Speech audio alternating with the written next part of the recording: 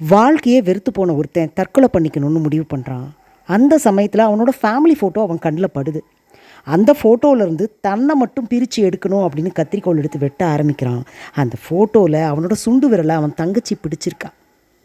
அவனால் அந்த தங்கச்சியோட கையையும் வெட்ட முடியல, இவனையும் தனியாக பிரிக்க முடியல. இந்த போராட்டத்தில் அவனோட தற்கொலை முடிவு மாறி போயிடுது.